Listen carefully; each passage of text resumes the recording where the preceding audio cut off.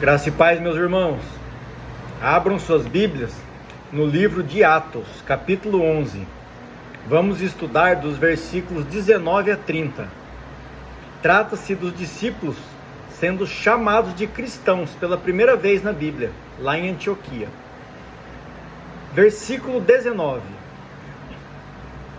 Então, os que foram dispersos por causa da tribulação que sobreveio a Estevão, se espalharam até a Fenícia, Chipre e Antioquia, não anunciando a ninguém a palavra, senão somente aos judeus.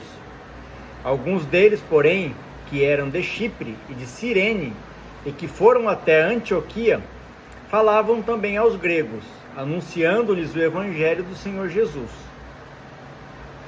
A mão do Senhor estava com eles, e muitos crendo se converteram ao Senhor.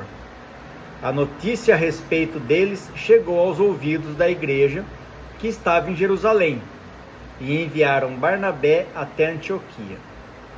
Tendo ele chegado e vendo a graça de Deus, alegrou-se e exortava a todos a que com firmeza de coração permanecessem no Senhor. Porque era homem bom, cheio do Espírito Santo e de fé.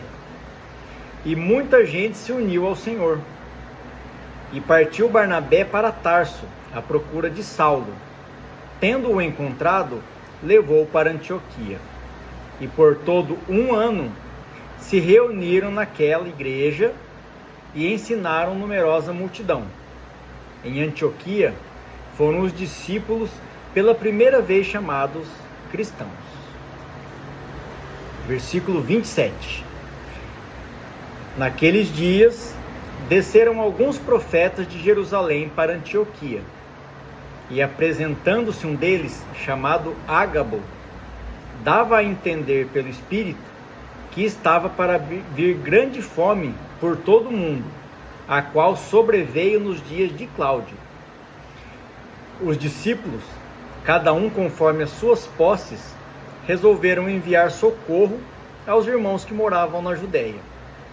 O que eles, com efeito, fizeram, enviando aos presbíteros por intermédio de Barnabé e de Saulo.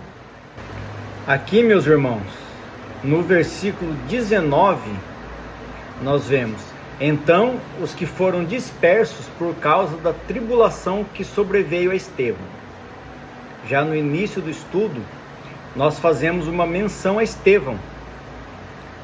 Nós já fizemos um estudo anterior, no capítulo 7 de Atos, dos versículos 54 a 60, trata da morte do Estevão. Então Estevão, que era um diácono, ele levava a palavra de Deus e ele foi perseguido, foi preso, foi julgado e foi morto, apedrejado, na época inclusive com o consentimento e a participação de Saulo, que veio se tornar posteriormente o apóstolo Paulo.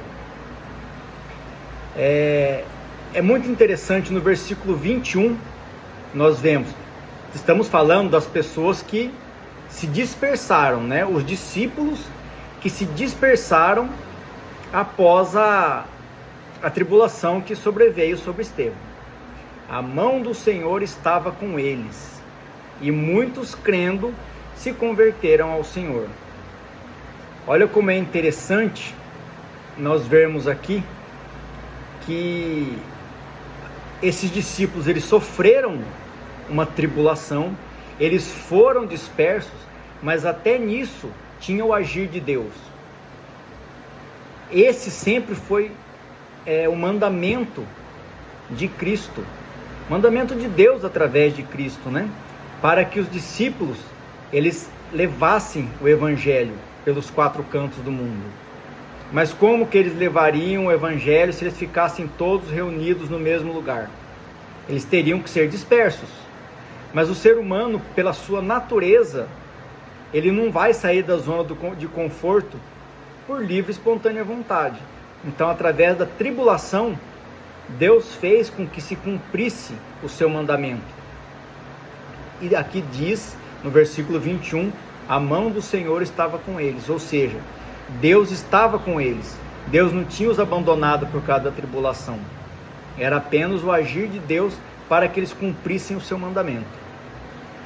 Na sequência, no versículo 23, ele fala uma palavra aqui que nós costumamos ouvir muito dentro das igrejas, mas muitas vezes nós não temos o seu verdadeiro entendimento. Aqui diz, tendo ele chegado e vendo a graça de Deus, no caso foi Barnabé que chegou, né? Ele alegrou-se e exortava a igreja. Exortar é encorajar uma pessoa, é animar, é estimular a pessoa, é persuadir a pessoa, não a fazer o que você quer, mas é seguir uma determinada conduta, ou fazer algo que seja bom para ela ou para outros. Então, quando Jesus dizia às pessoas que ele curava, vá e não peques mais, então ele estava exortando a pessoa, ele estava persuadindo a pessoa a ter uma determinada conduta, ou até mesmo quando ele exortava dizendo os seus mandamentos, amai-vos uns aos outros, assim como eu vos amei. Então ele estava fazendo com que a pessoa adotasse uma determinada conduta que seria boa para ela e boa para outras pessoas. É maravilhoso a gente ver o agir de Deus e ter o entendimento da palavra. A palavra é simples, a palavra tem que ser entendida. Esse é o objetivo do Evangelho. No versículo 26, e por todo um ano se reuniram naquela igreja e ensinaram numerosa multidão.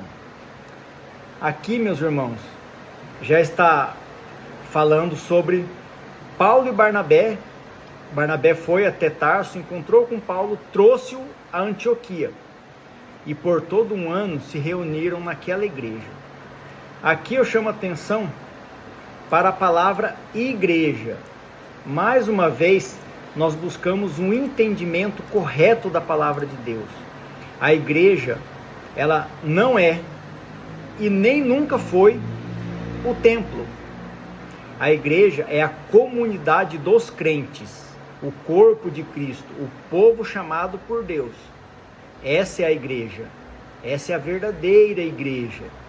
E quando eu falo crentes aqui, eu não estou me especificando apenas sobre os evangélicos. Crentes são todos que creem em Deus e em Jesus Cristo como seu Senhor e Salvador. E ali eles foram chamados pela primeira vez como cristãos. É de onde veio a denominação, cristãos, o nome cristãos. Já no versículo 27, naqueles dias desceram alguns profetas de Jerusalém para Antioquia. Aqui a gente pega o contexto da história para ter um entendimento. Inclusive isso vai ser usado mais adiante. Vamos prestar atenção aos detalhes. E apresentando-se um deles, chamado Ágabo, deu a entender pelo Espírito que estava para vir grande fome por todo o mundo, a qual sobreveio, ou seja, que realmente se cumpriu essa profecia nos dias de Cláudio. No versículo 29, nós vemos aqui, os discípulos, começando o versículo. Quem são os discípulos? Quando ele fala os discípulos, eles não estão especificando necessariamente os 12, mas discípulos nada mais é do que um seguidor e aprendiz de Jesus, ou seja, todos nós que seguimos a Cristo somos discípulos de Cristo, o que é diferente de apóstolos de Cristo. Os apóstolos, que são os 12, 13, porque Paulo também é considerado um apóstolo, são as testemunhas da vida, morte e ressurreição de Cristo, e que foram enviados para pregar o Evangelho.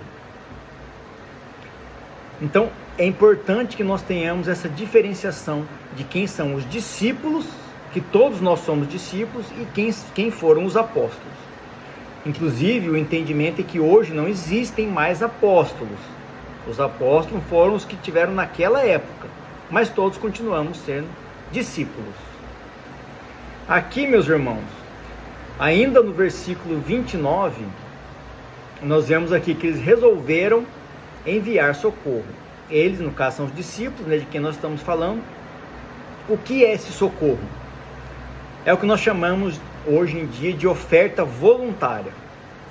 Eles estão obedecendo ao mandamento de Jesus, que seria: amai-vos uns aos outros, assim como eu vos amei. Quando eles resolvem enviar essas ofertas, eles estão seguindo o mandamento de Cristo, os ensinamentos de Cristo. E eles enviam aos presbíteros, aos líderes da igreja de Jerusalém, que eram as pessoas que estavam à frente daquela comunidade, da igreja de Jerusalém. Vamos trazer uma referência aqui para a nossa atualidade.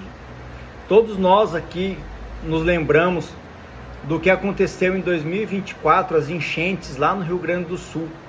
Aquela catástrofe natural que foi horrível, né? Muitas pessoas perderam suas vidas, perderam tudo que tinham, ficaram desabrigadas, sem comida, sem agasalho, sem casa, enfim. Todos nós nos lembramos disso.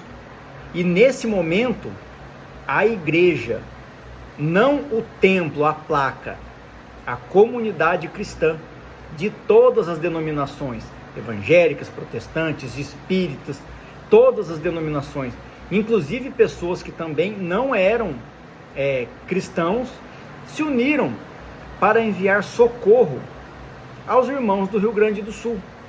Quando nós enviamos as nossas doações para os irmãos do Rio Grande do Sul, nós não enviamos unicamente para os cristãos, nós enviamos para todos os necessitados que estavam ali. Lembra que nós falamos anteriormente sobre que Deus não faz distinção entre as pessoas e que nós também não podemos fazer essa distinção. Quando Jesus diz amar ao próximo como a ti mesmo, muitas vezes temos uma interpretação errada, que o próximo é só o seu irmãozinho ali que frequenta a sua igreja, que está na mesma placa que você. E não é isso que se trata. O próximo é realmente o próximo, é quem precisa, é quem está próximo de você. Que nós possamos enxergar o mundo com os olhos de Jesus Cristo e que tudo seja feito para a honra e glória de Jesus. Amém.